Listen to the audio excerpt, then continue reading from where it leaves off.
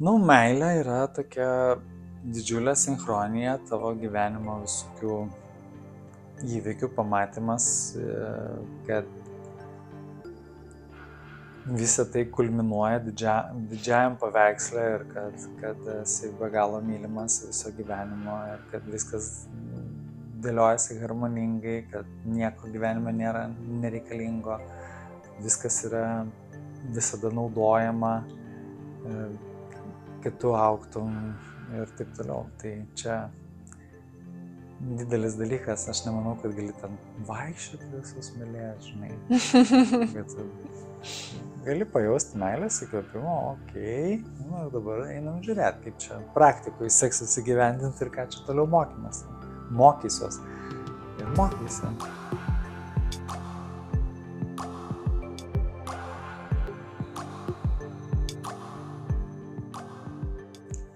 Labas, mano vardas Laima ir čia yra Pakeliui namo. Šitą podcastą pradėjau kurti, norėdama papasakoti, parodyti, koks visoks yra kelias į save. Ne vien tik tai gražus ir ne vien tik tai sudėtingas. Ir be galo džiaugiuosi, nes čia jau yra antras sezonas, o labiausiai noriu padėkoti tau, kad žiūri, kad palaikai taip, kaip gali geriausiai, kad esi prenumeratorius, jeigu toks jau esi, o jeigu dar nespėjai, tai dabar yra pats metas paspausti tą prenumeruoti ar stebėti mygtuką, tai tau tetruks akimirką, o man tai yra išties vertinga.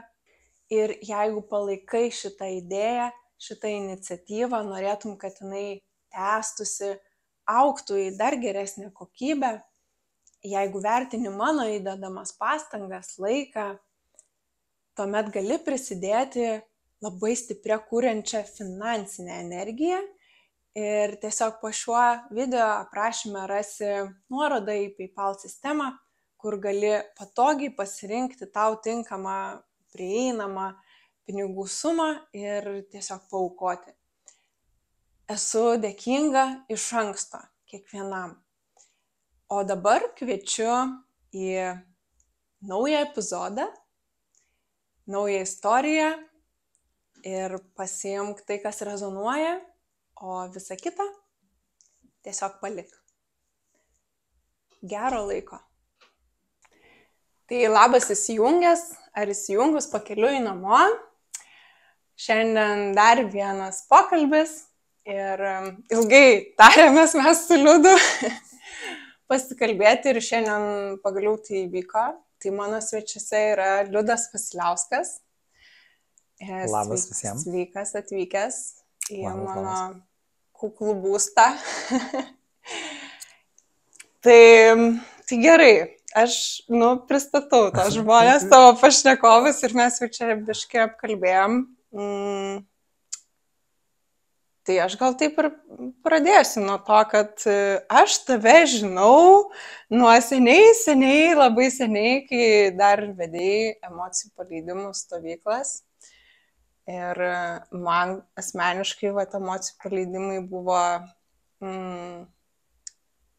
tas startas turbūt, kuris pasiliko iki šių dienų ir aš ten tęsiu su tuo. Ir savo, ir kitiem taikau, naudoju sėkmingai ir visose kitose praktikose. Tai žodžiu, aš tave iš to žinau, dar turbūt labai esi žinomas iš kelionių į Peru organizavimą. Ir su šamanizmu, kas susiję, pats minėjai su maldom, kad ilgą projektą turėjai. Tai žodžiu, daug visokių gražių dalykų daro Liudas. Dėkui. Ir labai fainai, kad atėjai čia pas mane pasikalbėti. Nežinau, apie ką mūsų pokalbis pasisuks. Tai net pačiai labai įdomu. Gal žinai, pradėkim nuo to, kad labai įdomiais mes čia dabar laikais gyvenam. Ir daug visko vyksta ir žmonės kažkaip keičiasi ir ieško to kažkaip savęs, gal sakyčiau, atsakymų kažkokių ir sąmoningumo. Ir aš nežinau, man atrodo, kad Lietuvoje yra tikrai labai daug, didelė bendruomenė šitos srities. Maybe. Jo, gali čia būti dar toksai, kad, mano burbulas toks, tai atrodo, kad taip yra. Bet visgi, man atrodo, ir šitus pokalbis žiūri tie žmonės, kuriem yra įdomu. Jo, mes čia prieš pokalbį kalbėjom labai linksmai apie tą dalį, kad dabar yra podcastai. Aš atsimenu, kai aš pradėjau veiklą, tai pasikviesdavau žmonės į viešbutį, reiškia, išsinuomoji konferencijų salę, padarai pristatymą, pakalbį, ten ateina 20, 50 ar 100 ten kažkiek tų žmonių. Tada padarai pristatymą, žmonės pasiklauso, pagalvoja, varyčiau, nevaryčiau. O dabar yra podcastai, yra lietuviški, yra angliški, ten rusiški, kokius nori tokius žiūrėk, žinai, ar tiek tos informacijos, kad tiesiog gal, praleidžia. Tai tokia mintis, kokią prieš tai mes kalbėjom, buvo, kad aš, kai tik pradėjau, tai sužinojau, kad reikia eiti pas tos žmonės, kažkokius tai autoritetus tau, žinai, ir kalbėti su jais, kad pasimti kažkokį interviu. Tai aš jau specialiai pas tos interviu daryti pas žmonės. Ir tu susitari su žmogum už 2 mėnesių susitikti, nes jis, galvoja, kas čia toks, žinai, tai už 2 mėnesių galiu susitikti, įdomu, ar vis tiek paims, žinai, vis tiek noriu, jau pasakiau gerai. Tai tu naini, susitinki, reiškia, ten važiuoji kažkur, tai ten vos ne į kitą miestą su to žmogum pakalbėti. Ir tu atsisėdi, pasirašy ten kokių 20 klausimų, tam žmogui susakai tos klausimus, jis tau atsako, kokį diktafoną pasidėjęs. Ir tu, ta prasme, tikrai realiai pasiemi tos patarimus ir jos pradedi naudoti, žinai. Dabar, kai yra podcastai, čia tas įdomiai sako, bet tas irgi, žiūrėk, įdomiai sako ir ten, toksai, žinai. Tai tas... Ir labai lengva pasiklysti tarp tų įdomiai sakančių.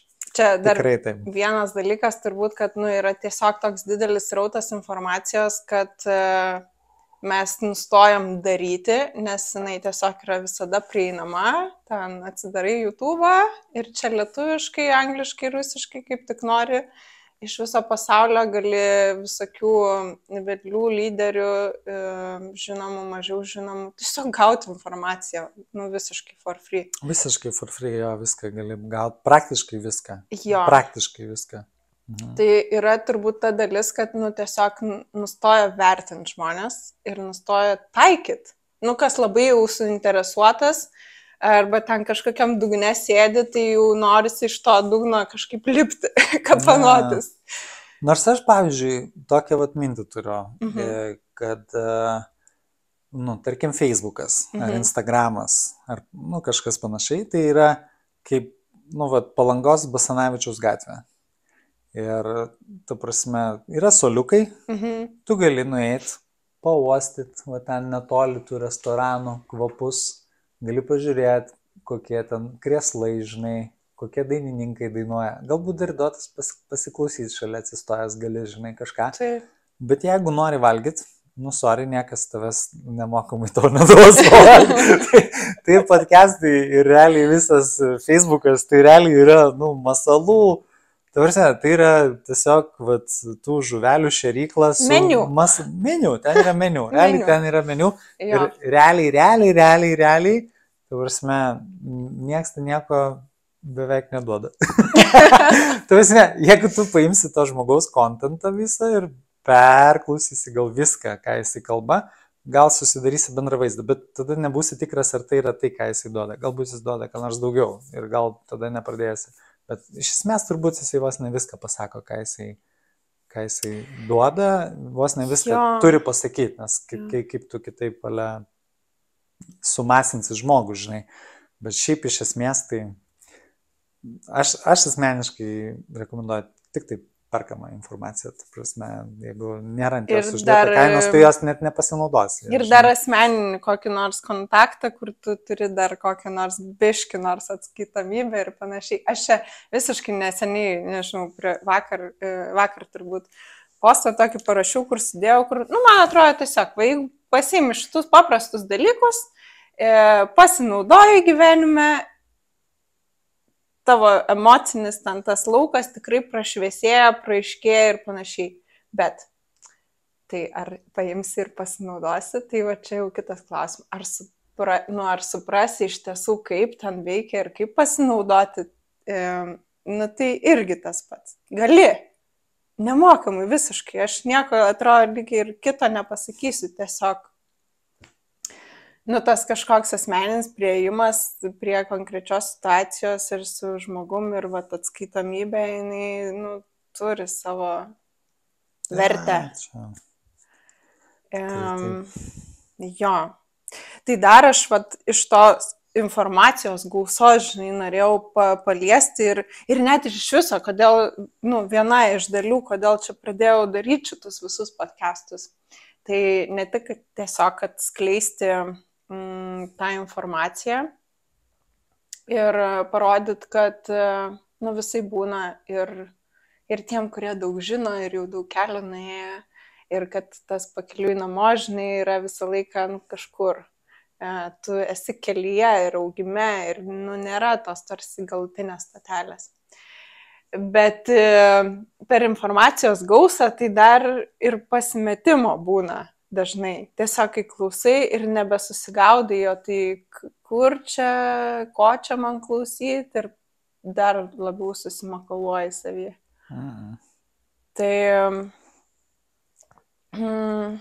gal tu gali pasidalinti, vis tiek, ir tu dirbi su žmonėm, kaip tiem žmonėm atrasti, tą žinojimą, kaip nepasiklyst. Informacijai? Aha, ir tiesiog nepasimest, nenueiti į dar didesnę duobę, negu kad dabar esi, o kad iš tiesų atrastum tai, kas tau tinka. Tai kas tau tinka yra tai, kas tave įkvepia. Taip, jeigu to the point. Tai, kas tau tinka, yra realiai tik tai, kas tave iš tikrųjų įkvepia. Tai jeigu nėra to tokio įkvėpimo, aš kažkada atsimenu, klausiau savo tokių draugų pažįstamų, sakau, kas jūs, sakau, įkvepia. Ir taip. Vaizdas buvo, kad pasakiau ne laiku ir ne vietoj tą dalyką, nes jie neturi ką atsakyti tuo metu. Ir aš taip suvokiau, wow, čia yra retas dalykas, kad žmogus ieškotų, kas įkvepia pastoviai. Nes man asmeniškai siekimas įkvėpimo yra toks vienas pagrindinių iš vis dalykų. Nes tu visą laiką žiūri, kas tave įkvepia. Ar šitas dar labiau, gal šitas dar labiau, tada dar turi prasigryninti. Realiai kasdieną gryninės. Iš visų pusių ten, žodžiu, yra būdai, kaip tu gali visą tai žiūrėti. O kitas yra realiai, ar tai veikia. Ar tu realiai gauni rezultatus, nes yra pilna visokių praktikų, kur, jos visiškai neveikia. Praktikų informacijos, tu paskaitai, bet realiai, pradėjai geriau valgyti, ar pradėjai geriau jaustis, gal pradėjai geriau mėgoti, ne, dėja. Skamba gerai, labai gerai skamba, bet, tai ar tikrai veikia, nes gali tikrai pasikabinti metams, kabėti neveikiančią informaciją. Ir tiesą pasakius, labai gal nemažai kas kabo tokiam reikale. Jeigu kalbėt apie tą ieškojimą. Nes, pavyzdžiui, aš asmeniškai tai iš vis nieko neieškau. Tu jau kiek metų sakai? Ta pakeliui, tai gal ir nustoji jau ieškoti. Ar jautiesi suradęs? Tai kad nėra ko rast. Man asmeniškai. Tai kaip nori, kiti ten gali daryti, bet aš asmeniškai tai nieko nebeieškau. Ta prasme, ar save realizuoju, einu, žiūriu toliau, kas next ir ką galiu dar išmokti, jo. Bet ar aš, ta prasme, matau dabar ten prieš save ten kažką, kas mane įkvepia ir dar laukiu, kas bus sekantis, tai ne. Nebeieškau nieko iš viso. Nei dvasinė prasme nieko nebeieškau.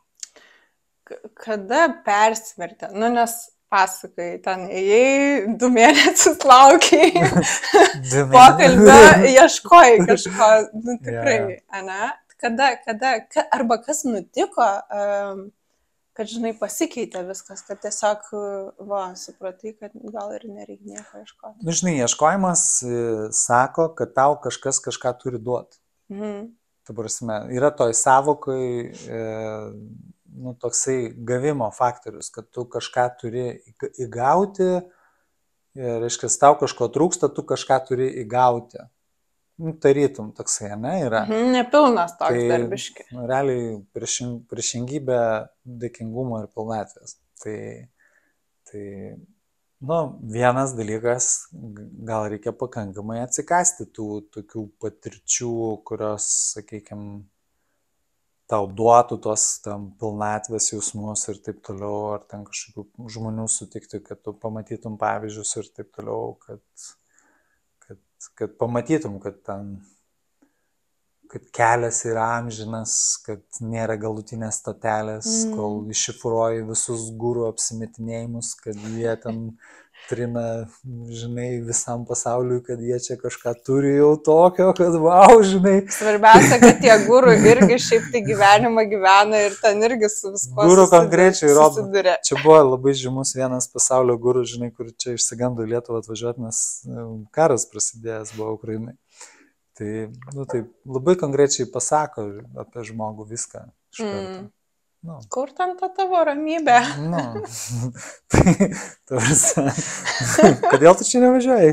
Bijai, supratom. Okay. Suprantam tave, suprantam. Taip. Mes irgi žmonės.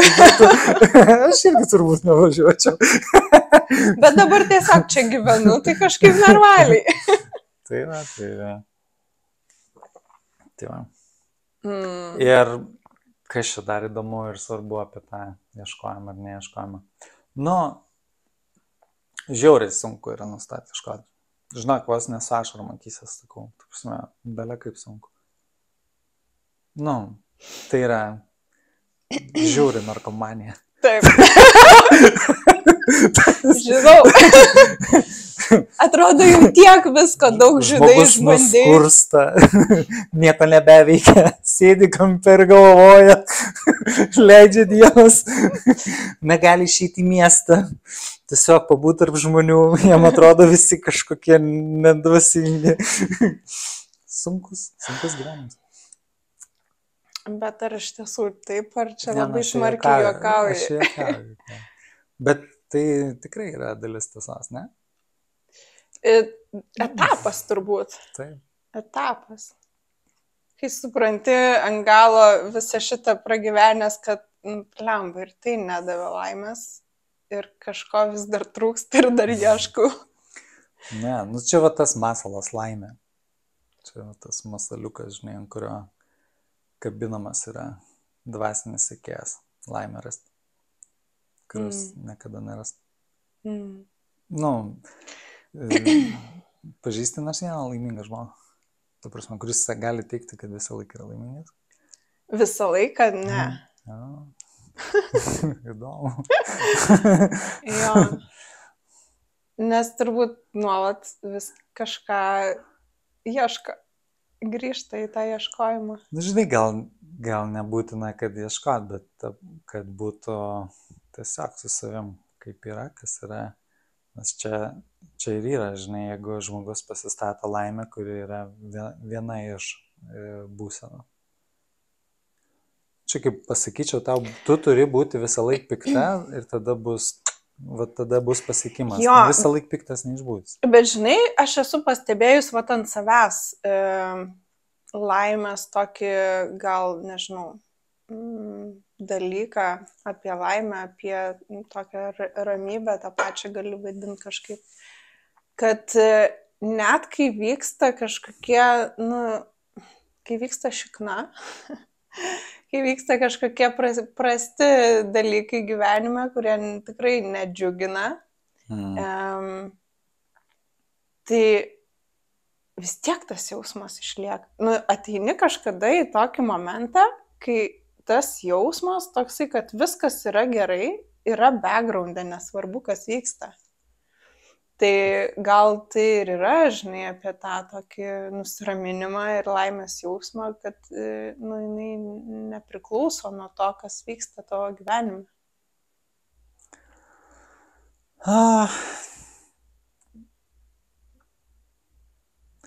Žinai, čia vat vien tik tai pasvarstymas, sakykime, nusistatymas, ko tu ieškai.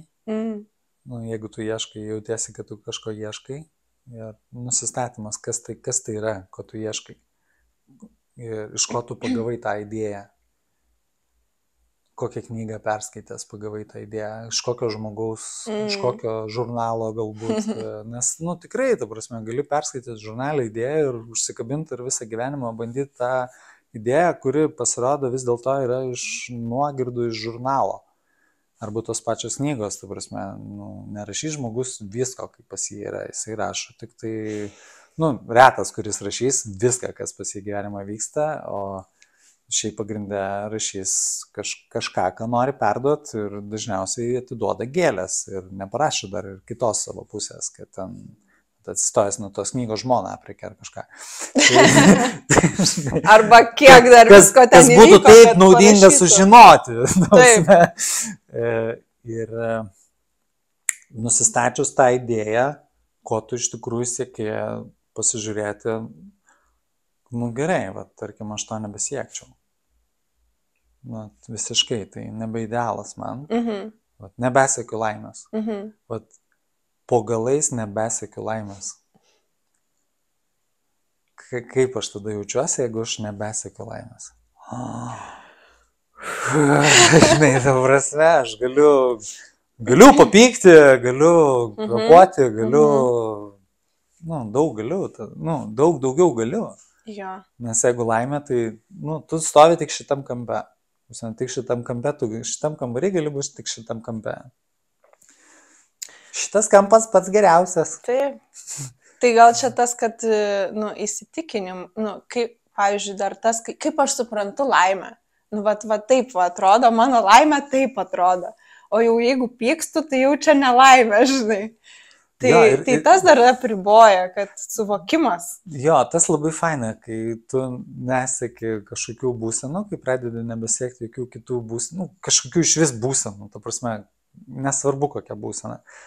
Jeigu nebesieki būsenų ir tau nutinka ta būsena, kažkokia, kuri tau anksčiau labai nepatikdavo, nes, pavyzdžiui, jeigu laimingas, tai tada koks nors, kad pamatai, kad tu egoistas, pavyzdžiui, kaip aš čia toks egoistas, žinai, grinai visiškas šlikštus gyvulys, žinai, ir visiškai pasielgiau tai, žinai.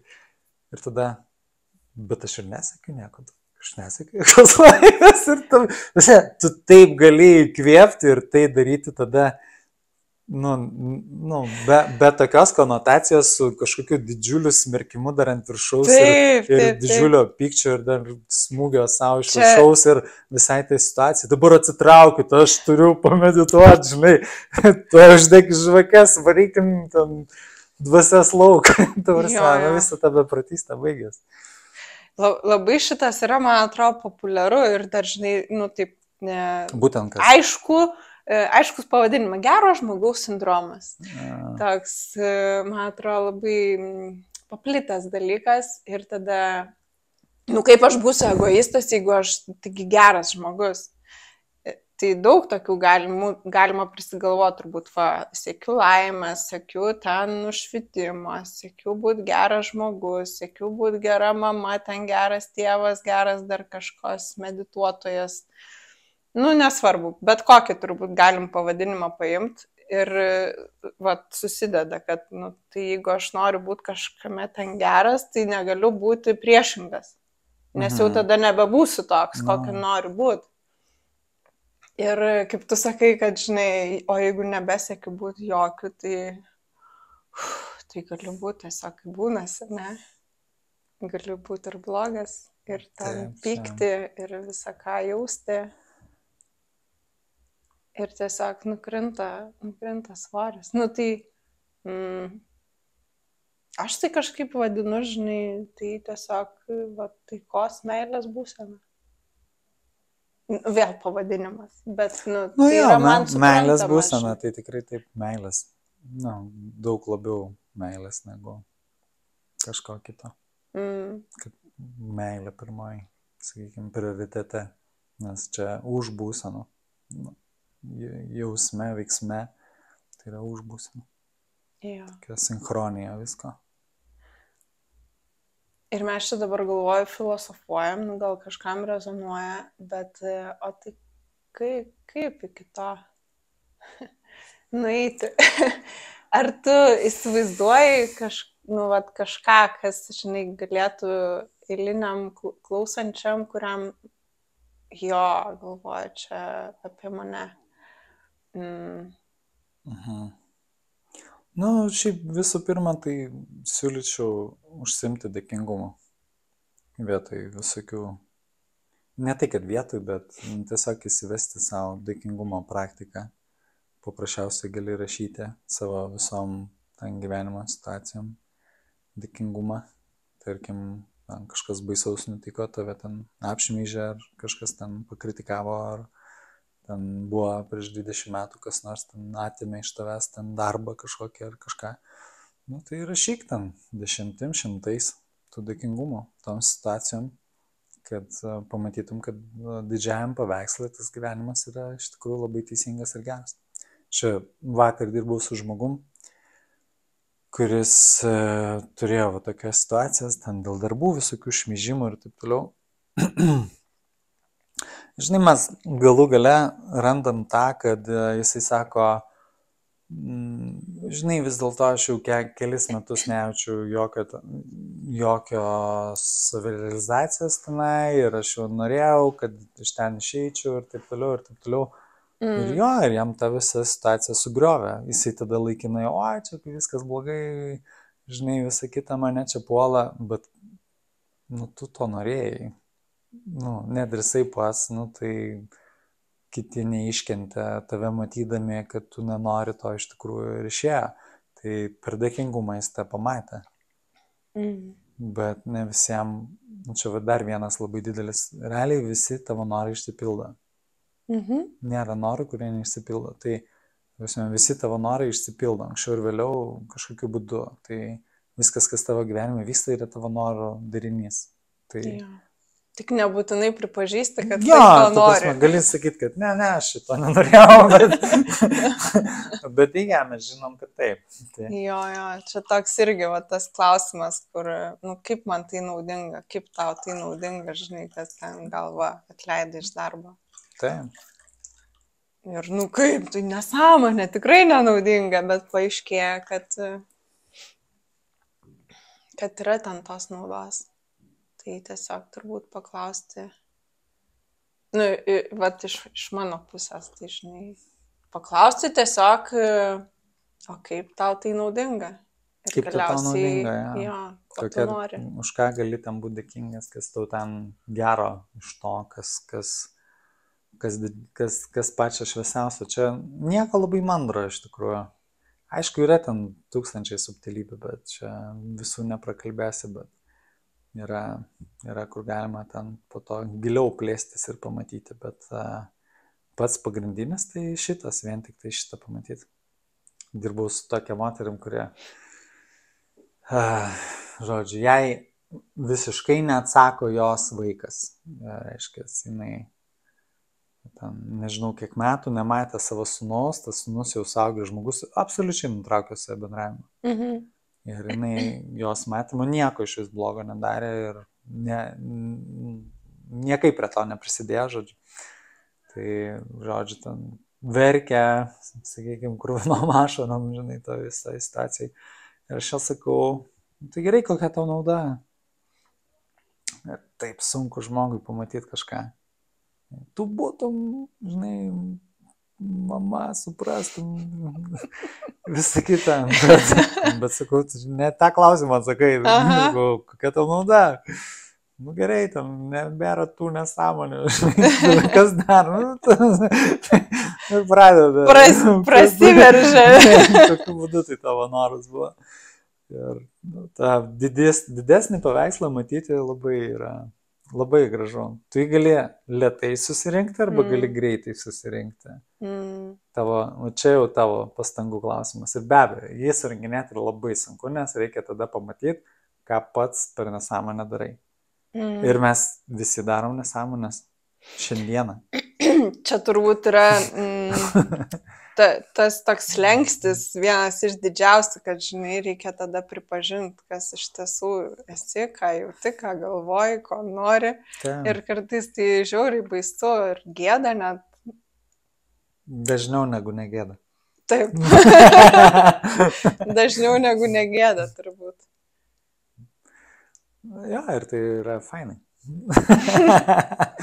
Turi dėl ko judėti, dėl ko gyventi, dėl kur tobulėti, ką pamatyti, ką išmokti, su kuo susijęti, susipažinti ir taip toliau. Jo. Tai, nežinau, tiem, kuriam baisu ir gėda, dar peržengtas lengsti, tai aš nežinau, gal mes galim kažkaip padrasinti, bent jau aš tai tikrai sakyčiau, varykit, nieko jums nebus. tik gerin viskas. Tikrai taip. Na, čia visada, jeigu darai, tai visą laiką kažkas gausis. Ir jau, jeigu gausis, tai gausis arba pamoka, arba rezultatas. Tai iš pamokos gauni rezultatą, o iš rezultato jau arba džiaugiesi, arba gauni dar kažkokių įdomesnių dalykų. Aš, pavyzdžiui, visai nesenai tyrinėjausi tokį vieną labai skausmingą mano buvusi gyvenimo įvykį, kuris ten vyko prieš 15 metų. Ir tai pamačiau, kad jeigu jo nebūtų buvę, tai būtų visiškai ne kažką mano gyvenime. Man labai reikėjo to skausmingo įvykio. Atsimenu, galiu papasakoti, man kai buvo 20 metų, čia kitas įvykis. Man kai buvo 20 metų, turėjau tokį bičiulį, kuris labai mane tai buvo įkvėpęs taip teisiškai su visais bendrauti. Čia mano teisės, aš čia to galiu, čia tu to negaliu, čia toks žiauriai išdidus, žinai. Ir aš važiavau su mašina, man buvo 19 metų. Žodžiu, ten ilga istorija, bet buvau truputuką išgėręs. Ir aš padariau avariją su man skolinta mašina ir įvažiavau naktį banditams į mašiną. Ir išlipa 2 banditai ir 2 blondinės peroksidinės. Ir trumpai sakant, aš jiems pradedu aiškinti savo teisės ir man davė į snukį. Ir kaip gerai pagydė nuo to teisininko. Tiesiog išnyko per akimirką. Daugiau niekada to teisininko pas save nemačiau. Suvokiau, kad taip elgtis tiesiog yra, nedara. Tai, tak, žinai. Tai čia blogai ar ne? Iš dabartinės perspektyvos tai atrodo nieko, jau ten tas smūgis pamirštas seniai. Bet aš, labai greitai netgi susivokiau, kad, viską jie ten teisingai padarė, turiu omenyje. Jo, jeigu kiekvienas randa savo mokytoją. Taip. Žinai, čia tas, kaip ten sako, gyvenimas, Dievas, duoda lengvą kažkokią pamoką, tiesiog priminimą, žiūrėk ten, neklausai, duoda biškai aiškiau, tai taip kiekvieną kartą aiškiau, kol galiausiai kitos išeities nėra. Taip. Ja. Ir duoda kažkokį rimtesnį, tai ligą, tai smūgį, tai dar kažkokią netektį arba dar kažką. Kad pasidarytume išvadas. Jo, čia užlipti kalną daug kas gali, bet dar reikia ir nulipti. Jo, čia apie tą išdidumą turbūt. Ja, čia nulipimas turbūt yra pats svarbiausias momentas iš tikrųjų. Turiu bičiulę žymų Lietuvos alpinistą. Tai sakė, užlipti, bet dar po to reikia nulipti. Sako, ten būni labai labai aukštai ir nulipimas yra vos ne dar daugiau negu tas užlipimas. Ir ten tos rizikos gyvybei ir viskas yra milžiniškos. Tai labai daugam iš tiesų ypatingai, jeigu čia apie sąmoningumą, dvasingumą, tai apie tą nulipimą, apie išdidumą, trumpiau sakant, puikybę, tai yra labai labai rimta tema. Labai mažai kas žino, visuomenė labai propaguoja. Jo. Didžiuokis savimi, turi kom didžiuotis, taip toliau. Ir didžiuokis, ir visas tokias extraordinary patirtis turbūt akcentuoja, ir vat, kai jas patiri, turbūt irgi jau atrodo, kad čia tau atsivėrė kažkas, nušvitai ir panašiai, ir taip kelis kartus. Ir supranti, kad gal dar po to tiesiog numeta žemyn, kad gal ir nepasikeitė taip čia viskas, kaip tau atrodo. Daug dalykų turbūt sukelt gali išdidumą. Ir net, galim visai pakalbėti apie tai, nes jis toksai, kaip ir sakai, mažai kas kalba ir net pažįstamas net. Nematomas žmogus tikrai. Nematomas ir savyje nematomas. Labai. Ypač kai sėdi tam išdidume, ten soste, tai... Aš taip apibūdindavau labai dažnai, kad jeigu viskas nuobodu ir nieks nebeįdomu, ir tiesiog nežinai kas, ir taip, tiesiog jau, tai tu ten. Išdidumas tą duoda tokį strigimą labai didelį. Tokius žaidimus mes žaisdavom vaikystėje, būdavo 21 taškas, man atrodo, į krepšį mėtyti, ir būdavo sudegimo taškai, tai 13 ir 19, man atrodo. Būdavo. Tai aš taip sakydavau, kad tas 13 ir 19 yra tas išdidumas aistra. Jeigu ten pastringi, tai sudega. Grįžti nulį. Gali būti ten wow. Ir dar turbūt, žinai, skaudžiau, nes, jau įsivaizduoji, kad jau čia kažką tiek sužinojai, pasiekiai, pasikeitei ir krenti dar žemiau negu kad buvai, nes kaip prieš tai buvai, tai atrodė lyg ir normaliai. Ja, tai labai daug kas dvasingume patiria jausmą, kiek aš žmonių klausiau. Aš tikrai patirdavau, kad maždaug, kada baigsis tas dvasingumas? Ta prasme, aš čia užėjau, o kada išleisi, ta prasme, aš tiesiog norėčiau, kaip anksčiau ryte atsikelt ir eiti teliką pažiūrėti. Taip, aš irgi kada išleisit iš šito kalėjimo? Kada galėsiu tiesiog gyventi ir bus viskas fainai. Gal aš grįšiu prie seno. Aš anksčiau atsimenu, tiesiog gyvendavau ir tiesiog einu į salę ir viskas gerai, o dabar salėje nedvasingi žmonės, žinai, negalima ten smilkalais nekvėpia, žinai, ar kažką. Kaip man ten dabar funkcionuoti visame tame reikale. Būti. Ne, čia labai didelis dalykas, iš tikrųjų. Tai kada baigsis šitą visą dalyką? Toksai gilus labai reikalas. Tai čia apie tą ir kalbam, žinai, nebesiekimą. Kad nebesiekt. Jeigu davai 21 priesaiką guru, kad sieksi iki gyvos galvos no matter what, ir meldėsi, kad visą laiką tave tik tai vestų ten, visai kaip dabar šitą atšaukti reikalą, va čia yra labai įdomus. Kaip tas priesaikas atšaukti. Nes tikrai yra tokių labai pasišventusių žmonių, kurie siekia. Ir tame yra didžiulis grožis, žinai, ta prasme, bet mano matymo, mano pavyzdžių, tai yra etapas. Tai etapas, išsilakstai, žinai, visame tame, išsisėdi, išsimedituoji, prisimedituoji, žinai, kol valgyt užsimanai ir pradedi gaminti. Labai paprastai tada. Jo. Ja. Toksai niekur ten niekur negali toliau negu tavo tas buvimas ir nukeliautų. Ten randi tą nieką ir viską, būni ir po to pradedi matyti, kad visame gali funkcionuoti tame. Tai nėra kažko labai išskirtinis dalykas, tą turi visi. Mm. Absoliučiai. Jokio skirtumo, vis tiek viskas vyksta amžinai. Mm. Nu, čia tai ne filosofiškai, iš tikrųjų čia praktika yra, bet Praktika, tą išgyventi reikia. Bet, nu, turbūt tie visi keliai ir reikalingi, žinai, kiekvienam yra reikalingas kažkoks savo patyrimas, kad sužinoti, kaip yra priešingai tam, kad po to sakyt, nu gerai, jau išbandžiau, patyriau, dabar jau galiu būti. Galima turbūt ir greičiau visą tą dalyką nustoti.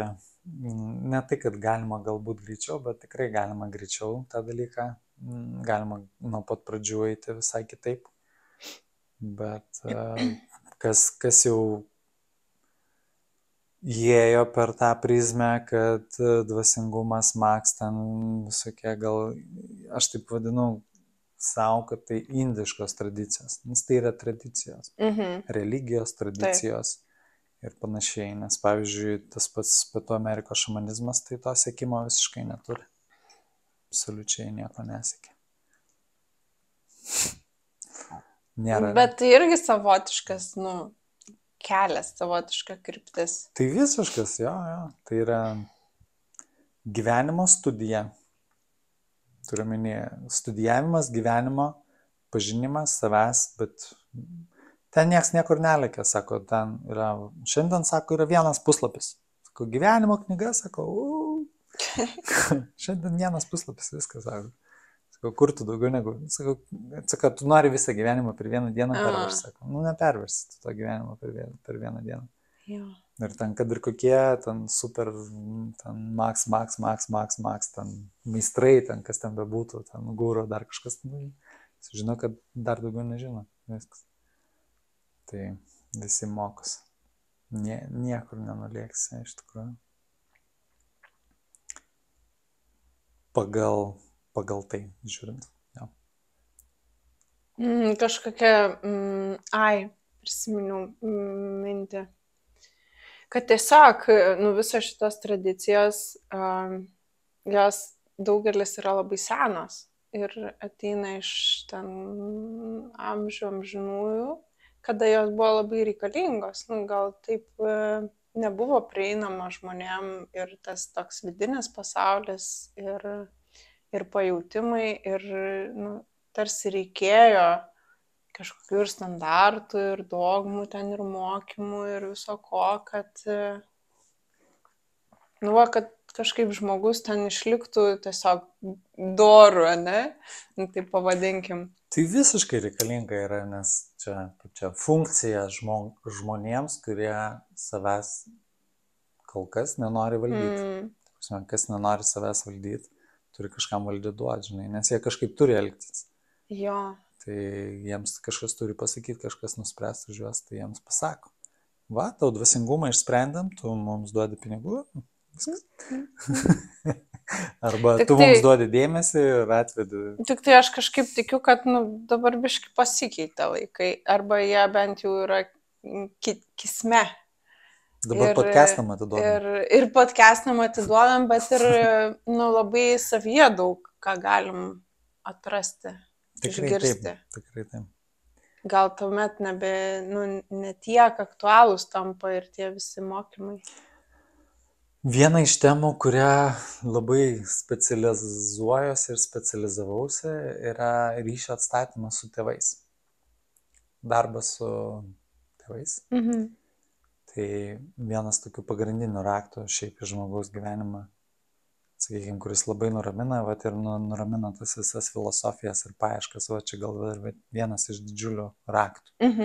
Nes tie, kurie turėjo didžiulius susipykimus, ar ne didžiulius, taip neakivaizdžiai, ne,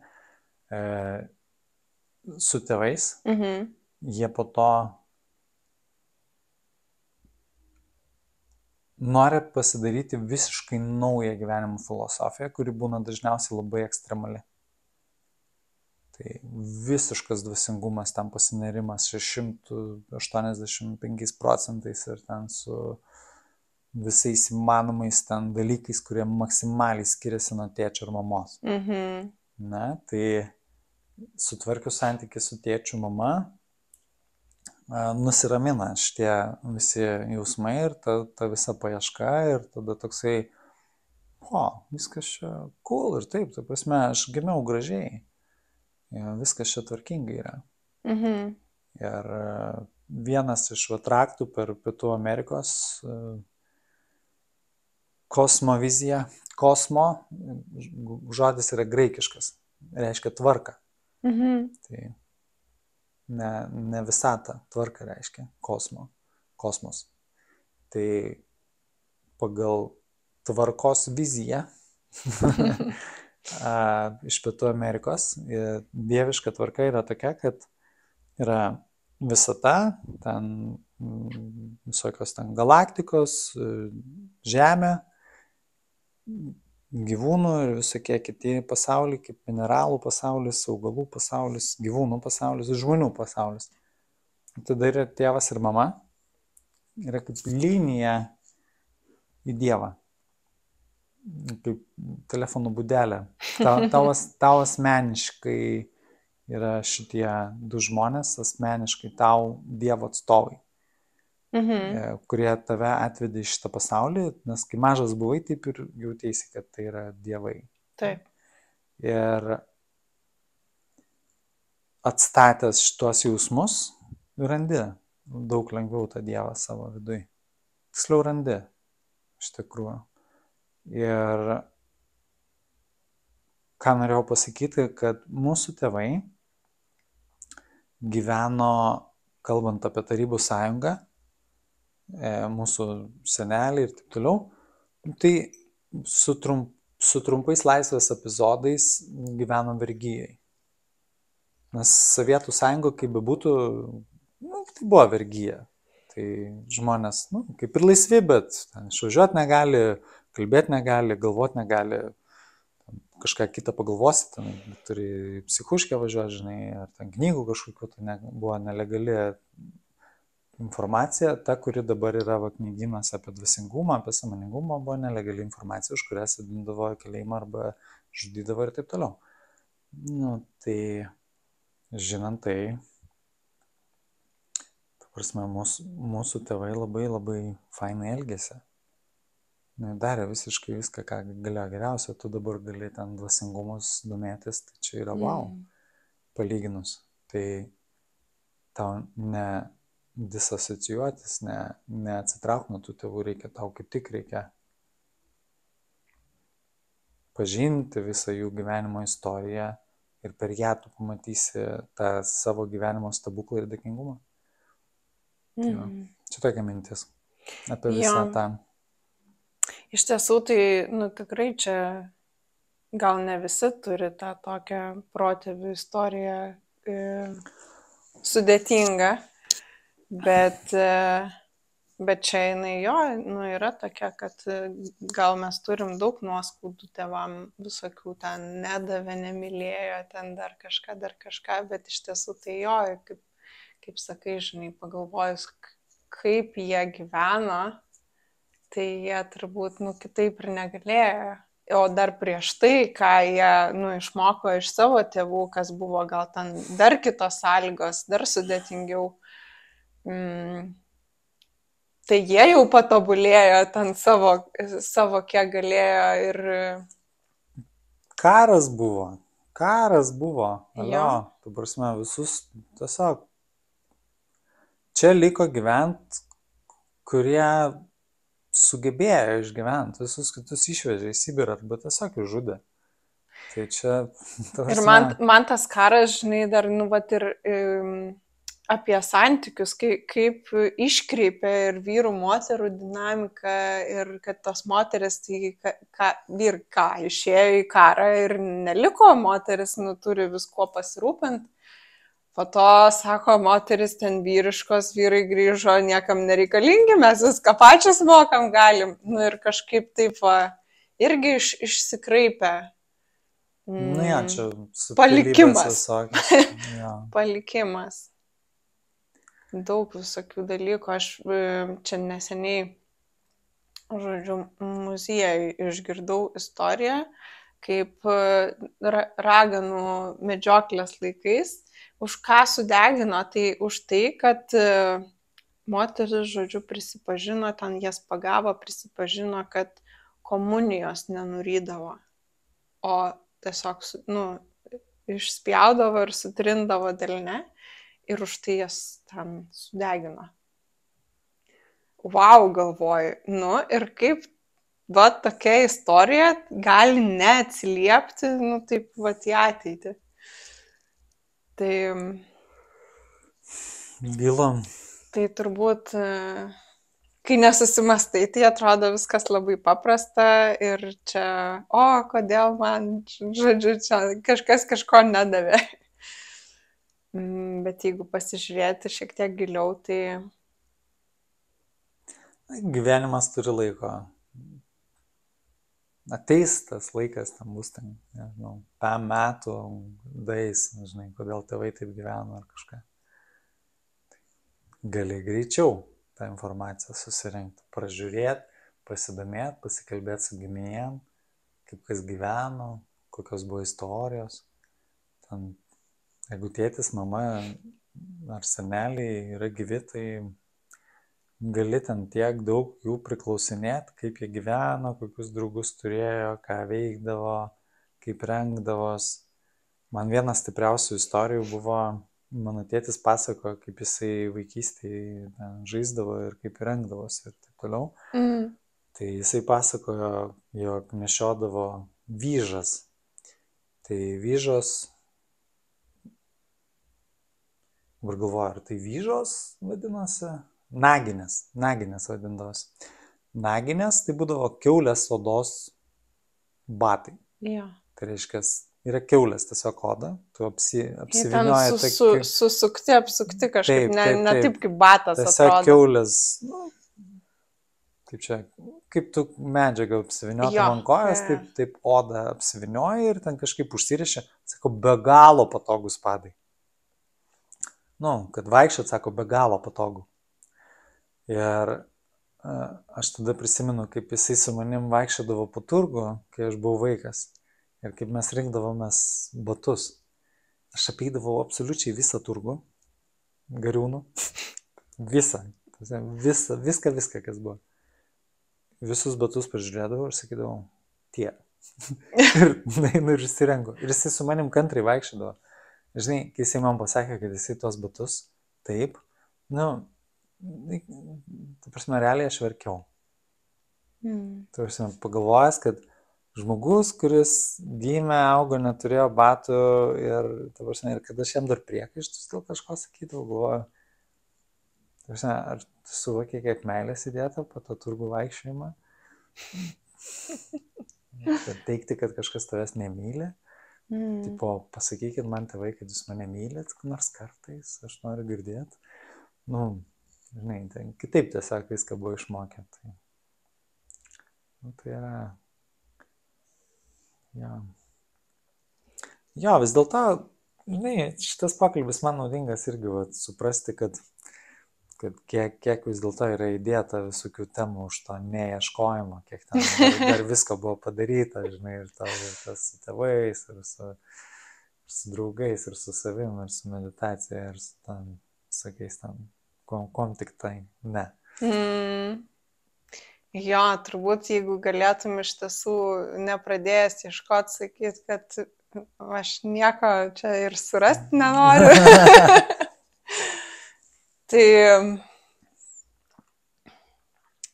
Tai nežinau, ar net ir tas neieškojimas turėtų tokią pačią vertę ir tokį patį gylį, kaip...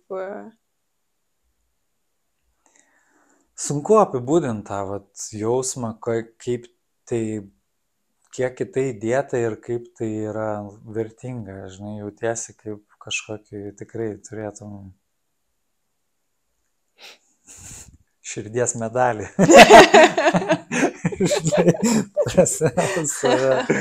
Turiu omeny, tikrai yra kažkas toga.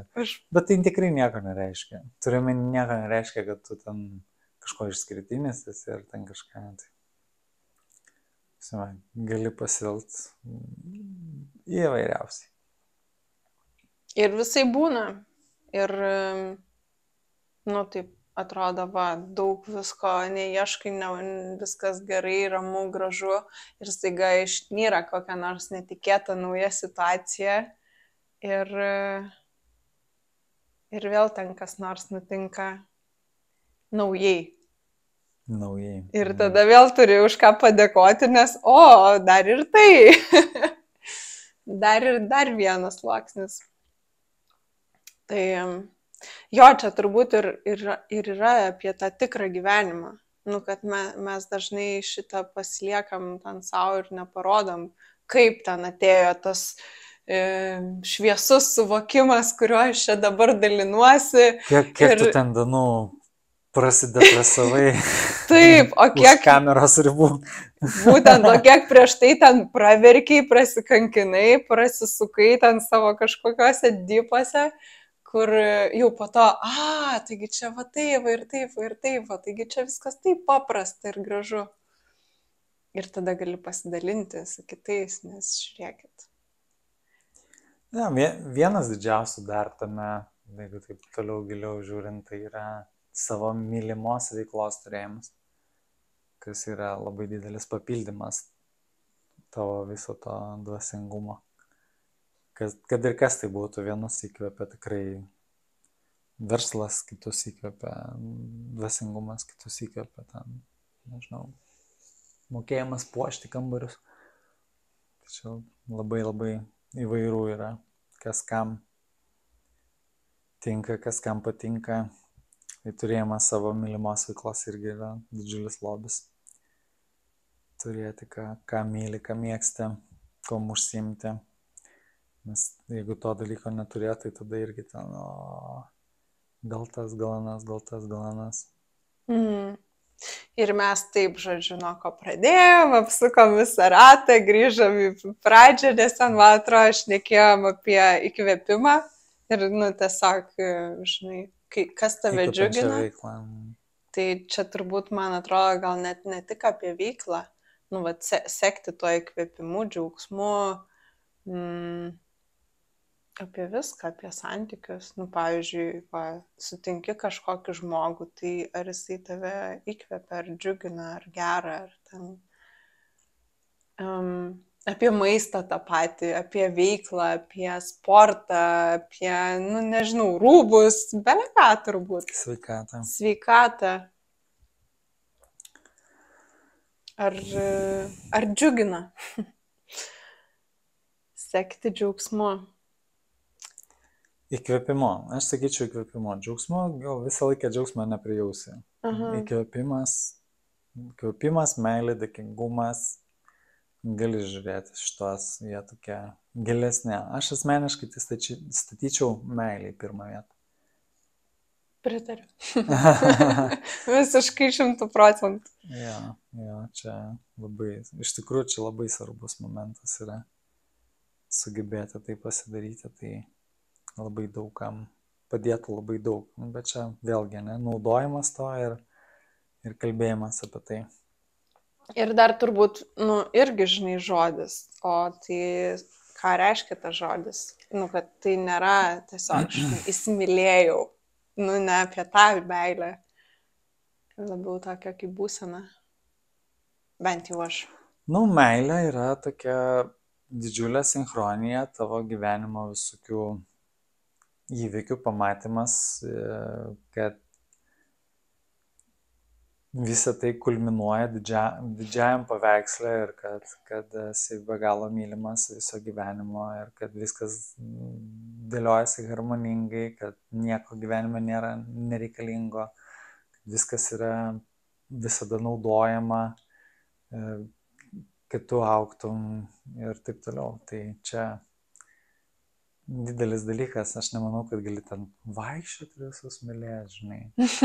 Bet gali pajausti meilės įkvėpimo, dabar einam žiūrėti, kaip čia praktikoje seksis įgyvendinti ir ką čia toliau mokysiuos. Ir mokysi toliau, tiesiog toliau, šitas gal priimti tą toliau mokinimąsi. Irgi fainas labai dalykas.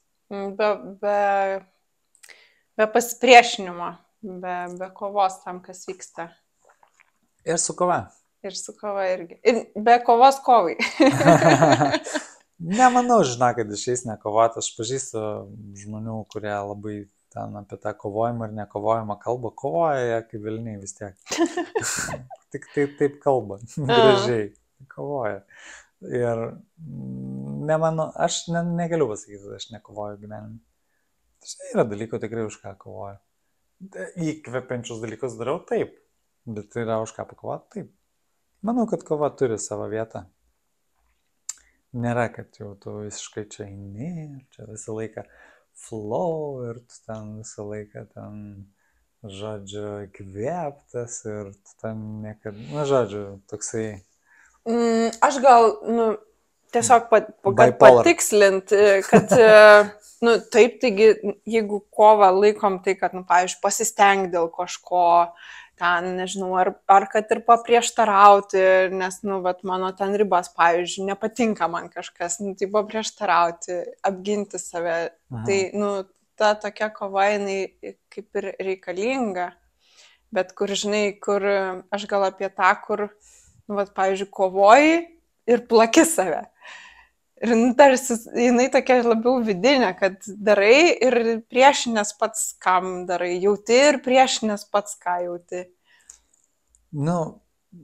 Žiūrint čia apie ką kalbėjau, bet jeigu darai kažką, kas tau, pavyzdžiui, nepatinka, kaip aš pasakau, čia tokį pavyzdį anksčiau, kad dirbau su žmogum, kurį realiai meta iš jo kompanijos ir jisai su jais kovoja.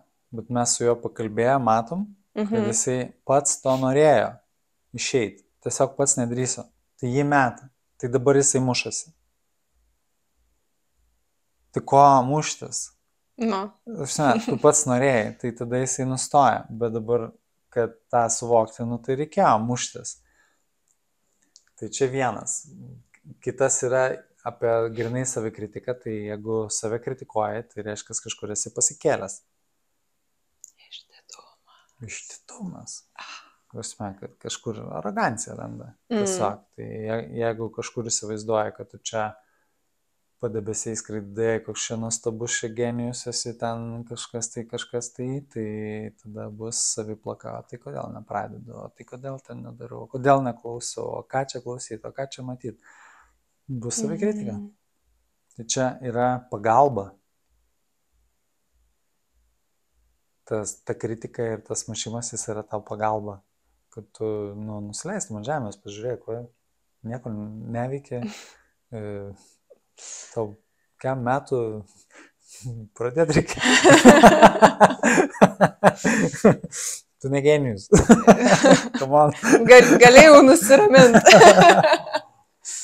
Pasvajai. Ir kiti ne kvailesni už tave. Taip, beje. Jeigu ką. Jo. Fainai. Ačiū tau už visą šitą ratą apsuktą per istorijas ir pasidalinimus ir tokius truputėlį filosofinius, bet ir su praktiniais kažkokiais dalykais. Tai labai fainai. Ir aš visą laiką jau čia pabaigai, žodžiu, tradiciškai klausiu, prašau, nežinau, palinkėjimo, pasidalinimo, priminimo tiem, kas žiūri nuo tavęs, nuo to, kas gal, žinai, dabar ant liežuvio galo arba kuo norėtųsi pasidalinti. Visą laiką siūlyčiau visada visiems pasidomėti savo įkvėpimu, kad ir kiek įkvepiančias ar gražius dalykus darai, vis tiek gali dar giliau visada žiūrėti įkvėpimą, dar giliau pasižiūrėti, kas tave įkvepia ir būti dėkingas už gyvenimą. Bet linkėti iš tikrųjų, tai aš nelabai linkęs linkėti kažko, nes gaunam to, ko patys savo prisilinkiam, ko norim ir taip toliau, tai nežinau, kas tau yra gerai, galbūt tau reikia skausmo. Žinai, skausmas yra šiaip labai didelė dalis dvasinės realizacijos savo gyvenime, kad turėti ir, sakau, banditas gatvėje gali išgydyti nuo išdidumo. Tai gal reikia to, žinai, o gal reikia, nežinau, pagalbos kažkokios. Tai jau ko tau reikia, tai tau tikrai duoda dabar netgi gyvenimas, tiesiai šviesiai. Ar tai būtų per mamą, ar per močiutę, ar per kažką, kad yra tavo gyvenime tai, kas tau yra reikalinga, tai 100%. Klausimas tik tai, ar tu tai imi ir darai. Tai jeigu nesiemi ir nedarai, aš galiu, žinok, tau padėti. Tai va, turiu tokį puslapį savo vardu, Liudas.lt, galiu užeiti. Ir galiu tau padėti išjudėti iš bet kokių gyvenimo situacijų, krizių, ten nesvarbu, ten gedulų, išprievartavimų, santykių krizių, santykių augimo, ten veiklos radimo, bet ko. Tai va. Nu va, tai tu užbėgai net įvykiam už akių, čia buvo antras klausimas, kurį klausiu visą laiką. Kad jo pasidalinti, kur tave galima surasti. Tai Liudas.lt bus ir aprašyme įdėtas nuoroda. Ir kita nuoroda, jeigu labiau norisi moteriško vedimo, prisilietimo arba tiesiog taip jauti, tai laimarudinskaitė.lt. Aš kaip pradžiai kalbėjom, tai ir tęsiu savo kelionę su emocijų paleidimais, su kažkokiais klausimais per tavo aktualias situacijas, tai jau nebevardinsiu ten tų visų situacijų, bet tiesiog, jeigu yra reikalinga, tai pagalba yra prieinama. Jeigu patinka pakeliui namo, pokalbiai, įrašai, tai nepamiršk paspausti, prenumeruoti, priklausomai nuo to, kur žiūri. Ar žiūri, klausai, ar Spotify, ar YouTube. Tai tiesiog paspausti, stebėti, prenumeruoti, paspausti kliuksą, parašyk komentarą, kokie tavo įspūdžiai, ką pasiėmei gero, galbūt pritaikysi.